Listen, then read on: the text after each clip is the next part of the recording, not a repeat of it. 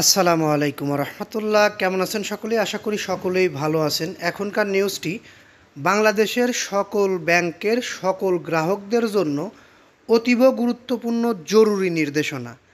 এই নির্দেশনাটি খুবই গুরুত্বপূর্ণ। এই বিষয়টি যদি আপনার জানা না থাকে, আপনি অনেক বড় ক্ষতিগ্রস্ত হতে পারেন, অথবা আপনার কষ্ট অর্জিত টাকা প্রতারণার মাধ্যমে আরেকজন নিয়ে নিতে পারে। এই জন্য বলবো, যদিও একটু সময় ব্যয় হয়, নিরাপদে থাকতে সময়টুকু ব্যয় করে এখনকার এই নিউজটি খুবই গুরুত্ব সহকারে দেখার আহ্বান জানাব।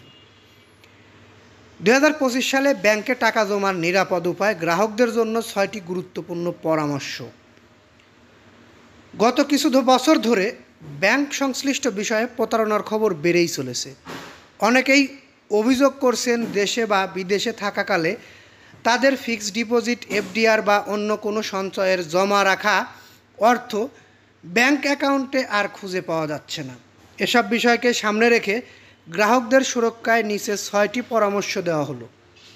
1 নম্বর পরামর্শ, ভাই একটু মনোযোগ সহকারে দেখবেন। ব্যাংক বাছাইয়ে সতর্কতা।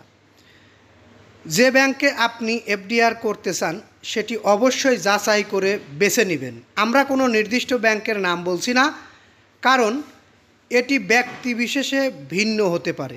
আপনার পছন্দনীয় এবং বিশ্বাসযোগ্য ব্যাংক যাচাই করে অ্যাকাউন্ট খুলুন। দ্বিতীয়ত, অ্যাকাউন্ট ও ডিপোজিটের শর্তাবলী ভালোভাবে বুঝে নিন। অর্থাৎ আপনি যখন ব্যাংকে টাকা রাখবেন বা ডিপোজিট করবেন, তখন ব্যাংকের শর্তগুলো ভালোভাবে বুঝে নিতে হবে। আপনি যে ব্যাংক, আর্থিক প্রতিষ্ঠান, পোস্ট অফিস বা সঞ্চয়পত্র স্কিম বেছে নিচ্ছেন, তার সব নিয়মকানুন ভালোভাবে বুঝে নেবেন। কী হারে লাভ দেবে, কত মাস বা বছরে কত টাকা পাবেন, সব তথ্য পরিষ্কারভাবে জেনে তারপরই আপনারা সই করবেন। 3 নাম্বার, স্বাক্ষর দিন সাবধানে। অর্থাৎ আপনাকে স্বাক্ষর দিতে হবে অতীব গুরুত্বপূর্ণভাবে, সাবধানে। ডিপোজিট করার সময় যে স্বাক্ষর দেবেন সেটি এমনভাবে করুন যা আপনার জন্য সহজ হলেও নকলকারীদের জন্য কঠিন। প্রতারকরা অনেক সময় সহজ স্বাক্ষর নকল করে টাকা তুলে নেয়, তাই এই বিষয়ে খুব সতর্ক থাকতে হবে। 4 নম্বরে, অ্যাকাউন্টে টাকা জমা হয়েছে কিনা যাচাই করুন। এফডিআর করার পর ব্যাংকে আপনার নামে একটি অ্যাকাউন্ট খোলা হয়, যেখানে জমা করা টাকা বা টাকা রাখা হয় এবং ওই টাকার উপর ভিত্তি করে লাভ দেওয়া হয়। আপনি আপনার মোবাইলে এসএমএস পাবেন কিনা তা নিশ্চিত করুন এবং সময় মতো ব্যালেন্স চেক করুন।